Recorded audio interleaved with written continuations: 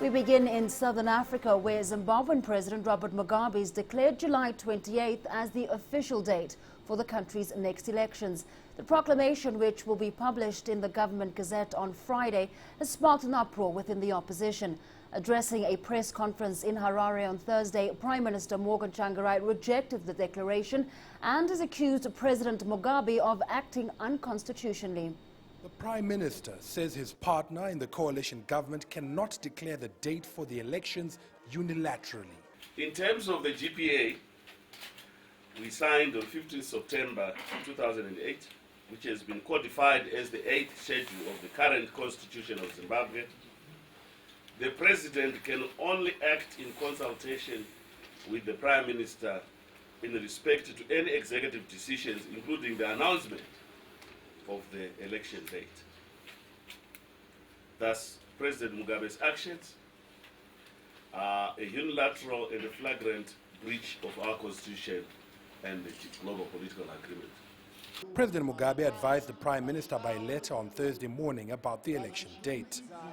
Tsvangirai's MDC wants elections to go ahead only when adequate reforms, particularly in the media and security sectors, have been undertaken.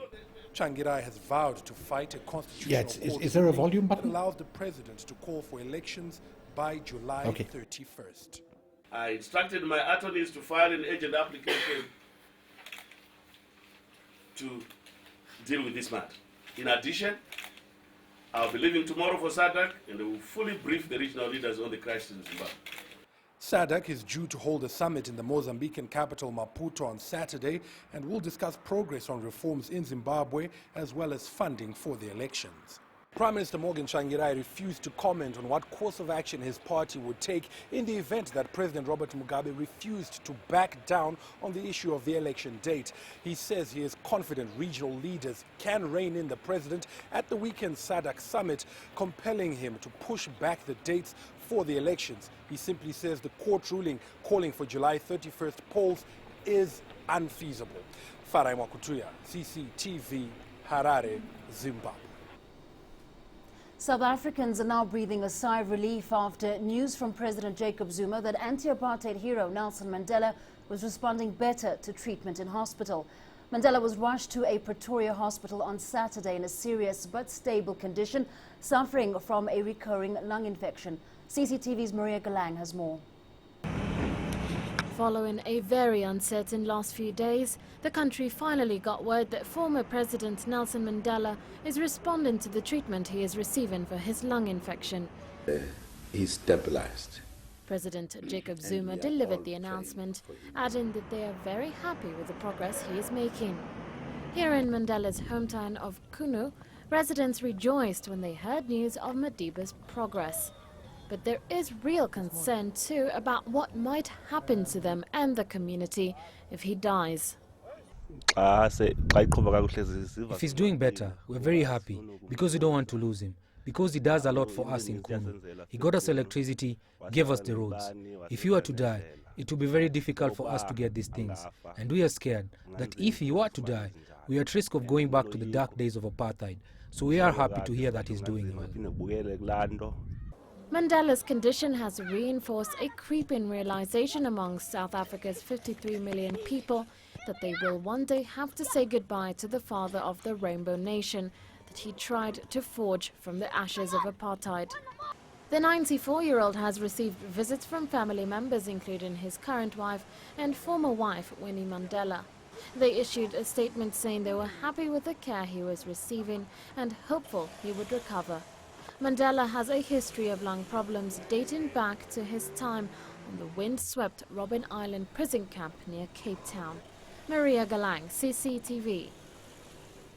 Well, joining us now is our correspondent Guy Henderson, who's been following events from Pretoria, where Mr. Mandela is being treated in hospital. Guy, are South Africans now feeling confident that Mr. Mandela is firmly on his way to recovery, or is the public waiting with bated breath for more information?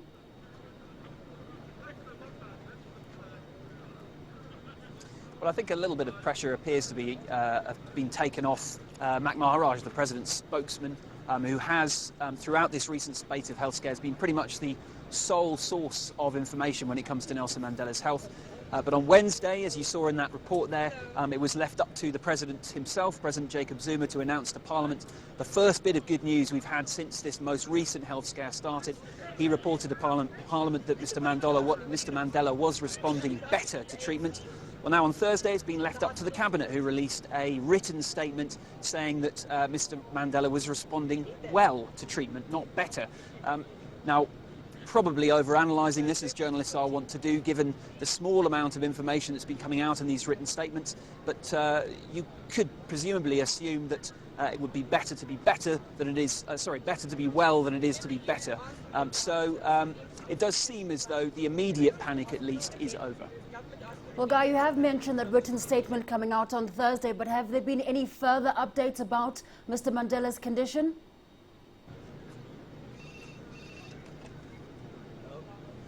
Well, there has been that Cabinet statement, as you just said, and that has caused a lot of relief here. Things carried on as normal while Mr Mandela, during those few anxious days when Mr Mandela was described as seriously ill. But there was a lot of concern, and it was dominating the front pages. What you've seen today is, just walking past, for example, a paper stand earlier today, that a lot of the papers have actually returned to other news. And if you looked at the Presidency's website on Thursday as well, after a several day gap in which it was nothing but the health updates on Nelson Mandela, there are now statements being released about other issues, and indeed today Jacob Zuma was giving a speech to South Africans about stabilising the mining industry. So there is now attention slightly turning away from perhaps the worst of the worst situation, when people were beginning to fear the worst. That's not to say that this is over, of course. Nelson Mandela is 94 years old. His lungs are damaged right back from the 1980s when he suffered tuberculosis, and there are still potentially complications. When you're inactive, as he will be in that hospital bed, it makes it easier for fluid to build back up again. And of course his heart will have to be working harder to keep circulation going while there is still fluid in his lungs. And indeed there have been well wishes continuing to pour in and plead for his speedy recovery, including Dennis Goldberg, a man who was at that Rivonia trial back in 1964, standing next to Nelson Mandela as they were sentenced to life in prison, but it ended up them being sent to different prisons simply because Dennis Goldberg was a white man and Nelson Mandela was a black man. So well wishes continuing to pour in, but I think, as one of his close friends, another Rivonia trialist Andrew Mlangeni, said in a recent interview, each time these health scares take place, it will become increasingly difficult for Mr Mandela to make a full recovery. Right, we'll leave it there then. Thank you very much. That's Guy Henderson coming to us live from Pretoria with the latest update on the health of former South African President Nelson Mandela. Now, the first pictures of Algeria's President Abdelaziz Bouteflika since he was hospitalized in France in April after a mini stroke have emerged. Published by the national APS news agency on Wednesday, he was pictured wearing a dressing gown and receiving Algeria's Prime Minister Abdelmalek Sallal and Army Chief Ahmed Gaid Salah in the Paris hospital, where he is convalescing.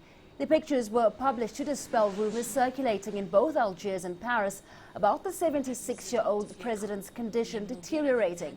Following Tuesday's 2-hour meeting, Sallal said Bouteflika had given detailed instructions on running the country, adding that he'd responded very well and his health seemed fine. Calls have grown in the Algerian press for the application of Article 88 of the Constitution, which provides for the transfer of power if the head of state falls seriously ill.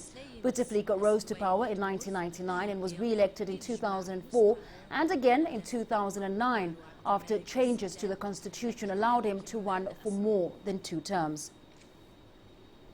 Well, it's time now for a quick break. When we come back, back to the drawing board. Malian President wants deal with Tuareg fighters renegotiated. And former ANC youth leader Julius Malema sparks yet another controversy by launching a political party. Breaking news, global trends, CCTV News brings you stories with the different aspects of Africa in the international content. With our reporters across Africa and all over the world, we'll tell you about the real Africa and how it impacts the world. Africa Live, every day, only on CCTV News.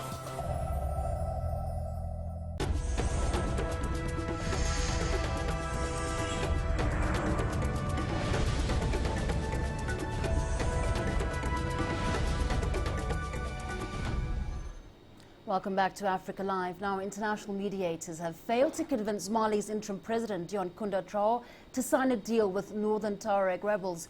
The agreement will pave the way for nationwide polls next month. Instead, Traore has requested changes to a proposed ceasefire deal, meaning talks will have to resume on Thursday in neighboring Burkina Faso. Burkina Faso's Foreign Minister, Djibril Bassolé, the African Union, UN, EU and French diplomats held 6 hours of talks with Traore, but failed to overcome the remaining obstacles to a deal being signed. An agreement to allow Mali's civil administration and armed forces to return to the Tuareg's last stronghold of Kidal in Mali's remote northeast is essential for presidential elections on July 28th. The vote would complete a democratic transition after a military coup in March last year. While reports indicate talks are in fact currently underway in Burkina Faso, but what are the issues that the interim president, John Kunda Traore, wants ironed out? And how important is this agreement between Mali's government and separatist Tuareg fighters? CCTV's Robert Nagila explores. The sticking point, it appears, is over the return of the civilian administration to Kidal and the deployment of the army ahead of scheduled elections slated for July 28th. The talks, which are being held in neighboring Burkina Faso, kicked off on Saturday and were due to finish by Monday.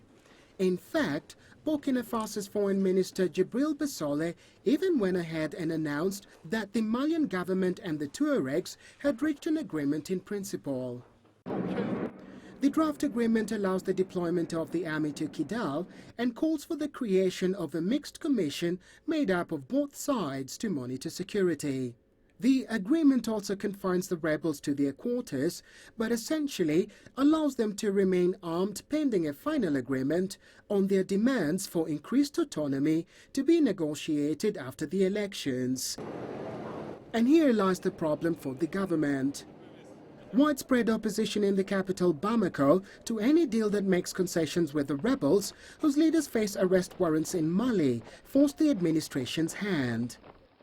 But it's essential that a deal is reached, and Mali's president now has a fine balancing act. Donor countries have already pledged over $4 billion to help rebuild the country, but that is pegged on Mali holding a credible poll, which in turn depends on an agreement with the rebels.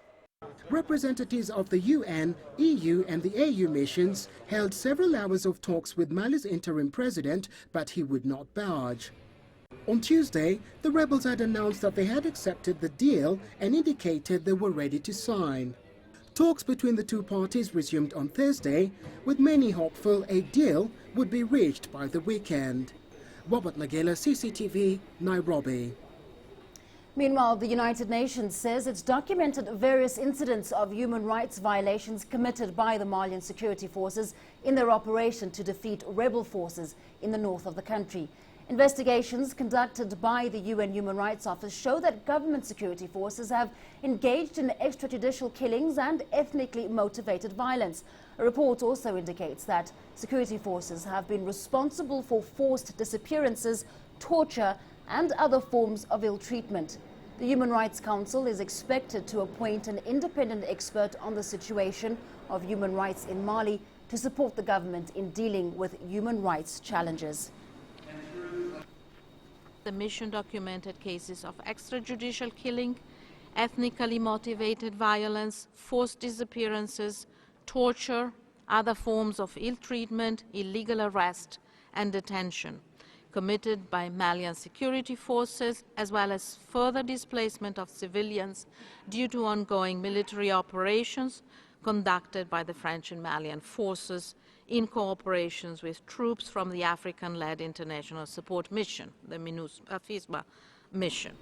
They also confirmed cases of summary execution, extrajudicial killings, illegal arrest and torture, forced disappearances, and sexual violence committed by elements of armed groups, including quite a number of them, during these groups' occupation of northern Mali. Let's now return to South Africa, where the former ANC youth leader Julius Malema has launched a political party. In a press statement released on Tuesday, Malema argues that South Africa's ruling party, the African National Congress, can never provide a sustainable solution to the country's developmental problems. He's also condemned the alliance partners and the opposition parties as ineffective. Malema has now announced his intention to hold consultative forums and platforms across the country to discuss what is to be done.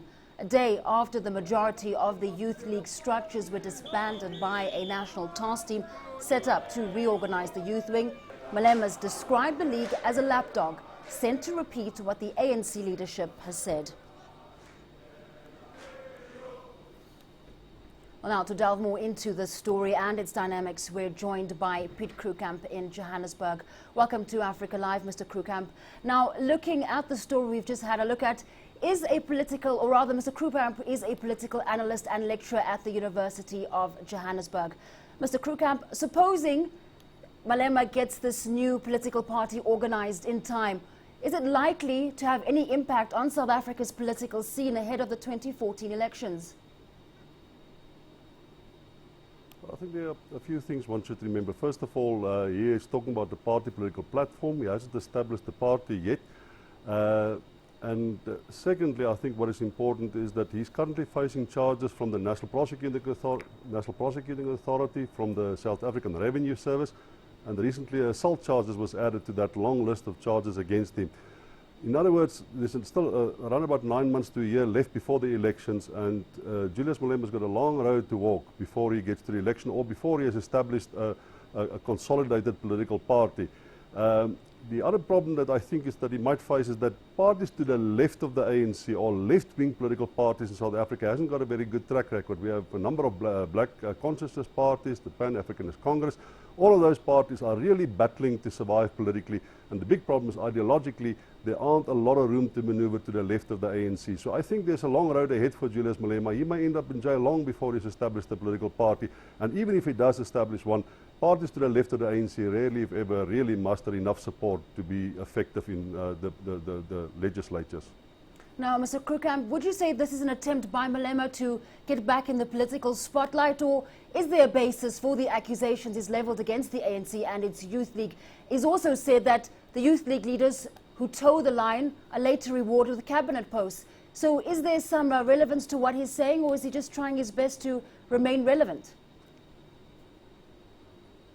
Well, I think the ANC is currently so unstable and there's so much criticism leveled at it that some of it might be true and some of it may be neither here nor there. Some of it may be typical of what any opposition political party would say. But the Youth League as it is virtually non-existent. It has lost all its authority. It is for all practical purposes, it's financially bankrupt. And I think Julius Malema's big problem is that he has lost his relationship with President Jacob Zuma. And he served at the pleasure of the President Jacob Zuma during his time in the ANC. And once that relationship has broken down, that was when he was, through a thorough disciplinary process, he was removed from the ANC. And I think it's very, very unlikely that he can re-enter politics through the back door into the ANC. I think that's why he is now moved to the idea of establishing his own political party. But that might be an uphill battle. But some of the criticism that he leveled at the ANC might have substantiation. It might be justified. But the thing is, that may not allow him back into politics in South Africa. In fact, it may just further marginalize him. Now, Malema's not alone in wanting to challenge the ruling ANC. We've also seen activist Dr. Mampela Rampele launch a political platform this year as we see increasing discontent with the ANC. Are we likely to see a radical change in the ANC's campaign as opposition continues to grow? I think the ANC is really concerned about what may happen in the next election. I think the main concern might be that they can lose to a coalition of parties which include a hung of Mampela Rampele and the DA, that they might lose a province such as the Gauteng province, which is the locomotive of the financial hub of South Africa. I think they have fears like that. But you'll remember that Ahang has positioned them ideologically, I think, somewhere around the middle class of South Africa. They are constitutionalists, they are liberal Democrats, and not to the left where Julius Malema seeks to consolidate his own position. But I think, yes, the ANC is really concerned about the extent to which political parties in the form of a coalition can erode its support base. You must remember in 1994, 53% of all the people that could vote in South Africa voted for the ANC. The fact that they got 64% of the final tally was because the smaller parties didn't manage to get their supporters out. In 2009, the ruling party only managed 39% of the vote of all the people that could vote in South Africa, not those that are registered, but those that could vote.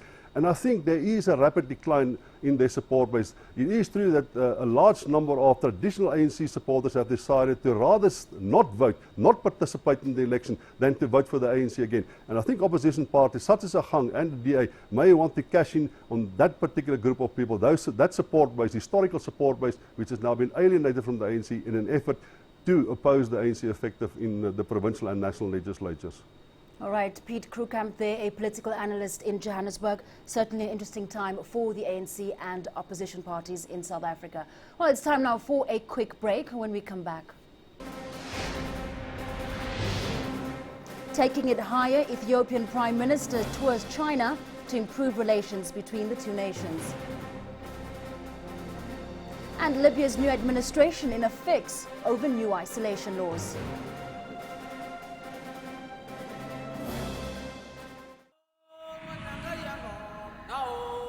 Africa, an amazing world, is coming closer to us.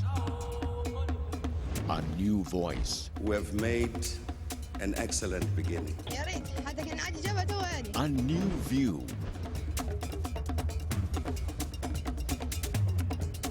Let's watch together.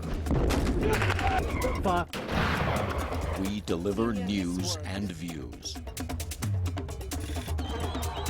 Let's explore together. We get you inside real Africa. Every day, only on CCTV News. International news with the global perspective. World Insight is the only program with analysis from around the world, with lively discussions and feature reports. Tuning each week for World Insight, only on CCTV News.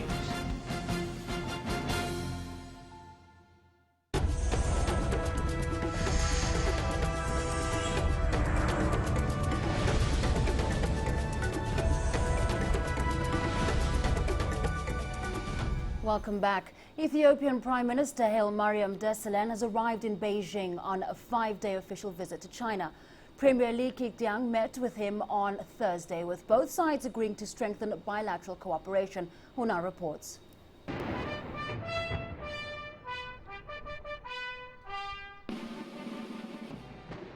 Haile Mariam Desalegn visits China for the first time since he took office last year as Prime Minister. Premier Li Keqiang warmly welcomed the leader at the Great Hall of the People. As the newly elected chairman of the African Union, Haile Mariam briefed Premier Li on the outcome of the recent summit of the Assembly, held at the AU headquarters in Addis Ababa, Ethiopia.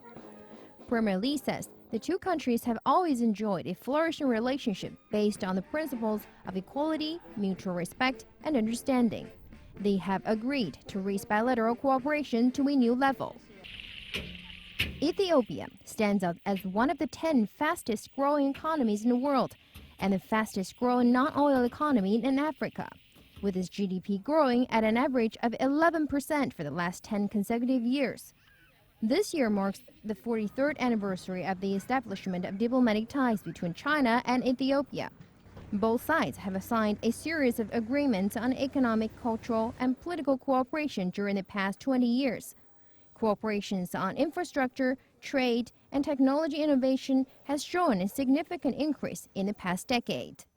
As the first visited China after taking office last year, the Ethiopian Prime Minister will exchange views with Chinese leaders over issues of common concern, and as a newly elected chairman of the African Union, he will also deliver a speech at Beijing Foreign Studies University on China-Africa new strategic partnership and friendship for development and transformation. Holnat, CCTV, Beijing. Sudan's officially informed South Sudan that within the next 2 months, it intends freezing oil and economic agreements and stop its neighbor from exporting crude through its territory. Sudan on Sunday said it would close the 2 export pipelines from South Sudan unless Juba stops supporting insurgents operating across their shared border. South Sudan, meanwhile, denies backing any rebels, while the African Union has now called on both sides to enter into talks to resolve the standoff. CCTV's Grim Chala has more. The landlocked South Sudan is finding it hard to sustainably export its oils to the international market. As the oil is indeed the lifeline for most of the people there, at the moment, the recent repeated threats by Sudan of shutting down the pipeline is becoming a worrying matter. While talking to journalists in Addis Ababa, South Sudan's chief negotiator, Pagana Moom, said it will hurt both economies. We are surprised by the statement of the government of Sudan, the president of the government and other officials, threatening to shut down the oil. There is no reason, there is no cause for it. Immediately after the latest Sudanese call to shut down oil flow through its facilities, President Salva Kiir of South Sudan called the AU to take the matter seriously and intervene. And the African Union says the matter should still be dealt by both governments, not to disgrace the already found achievements since September last year. There is a high-level panel that's mediating in Sudan. So far, they've done quite well, and so we have no reason to change them, but to engage them on this new issue. Still, the brawl between the newly formed state South Sudan and its neighbor Sudan need much more than the usual roundtable talks to bring them into terms. That is why the negotiator, the African Union high-level panel under President Thabo Mbeki, need to bring President Bashir and President Salva Kiir in a summit once again. Our president is calling on the African Union to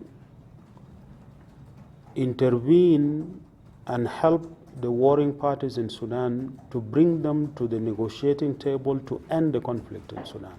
The Joint Political and Security Mechanism, JPSM, which is co-chaired by the Ministers of Defense of both nations, is one of the segments of the negotiating team that has the mandate to look at complaints from any party. But still, none seem to use the mechanism effectively so far. Chances are the two presidents of Sudan and South Sudan will return to talks soon to ease the soaring relations. The people of both countries need their security not only socially but also economically as well, which gives the two leaders more reasons to meet quickly. Grumchala, CCTV, Addis Ababa, Ethiopia. Libya's Supreme Integrity Commission was set to announce last week whether officials who served under ousted leader Muammar Gaddafi would be banned under the political isolation law from holding positions in the current administration. However, the controversial law, which could affect interim Prime Minister Ali Zaidan, failed to take effect in time despite being voted through by the country's General National Congress. Libya's General National Congress voted to pass the political isolation law on May 5th. Under it, several senior officials who served under the Gaddafi regime will be banned from working in government. Mohamed Magharif, the president of the General National Congress, was the first official to be affected by the law. He resigned on the 28th of May. Today, he's the leader of an anti-Gaddafi group, the National Front for the Salvation of Libya. But in the 1970s, he served as ambassador to India under the Gaddafi administration. National Forces Alliance leader Mahmoud Jibril and interim Prime Minister Ali Zaidan are also in the firing line. Jibril used to work as the head of Libya's National Planning Council and was on the National Economic Development Board of Libya from 2007 to early 2011. And Zidane was assigned to the United Nations as a diplomat under Gaddafi. Local media houses have reported that Libya's Interior Minister and Ministers for Foreign Affairs, Justice and Economic Affairs are also on the verge of handing in their notice. The Supreme Integrity Commission, made up of 12 experts, is responsible for meting out the controversial law, researching each individual's background before delivering its verdict. It's a time-consuming process which has prompted the government to postpone its next decision by at least a month. The problem with the law was it was difficult to include only those people who deserve to be included, to be isolated, and exclude those who do not deserve to be isolated. Everybody was trying to put an exception in the law that includes people who shouldn't be politically isolated, but it was hard. Some people will get hurt, it's true, but this is a revolution that a lot of Libyans paid a lot of blood. Now, my son was killed by Gaddafi army in the first week in a peaceful demonstration, so I don't want to see the faces of the officials who served Gaddafi regime to be in official government after the revolution. This is unfair. This hurts our feelings. I support the isolation law. Anybody who was involved with Gaddafi and committed crime should leave. They should go to court so that justice is done. The court should decide. While many feel the law will help Libyans move on, others say it's counterproductive and has a short shelf life. To isolate people by entity of work or something like that, or by just you have been working with Gaddafi, this is wrong. We are really preventing the country from its experts who has been built up to decades of years. So this law has very short age. As soon as the constitution is approved, this law will be completely cancelled. Clementine Logan, CCTV.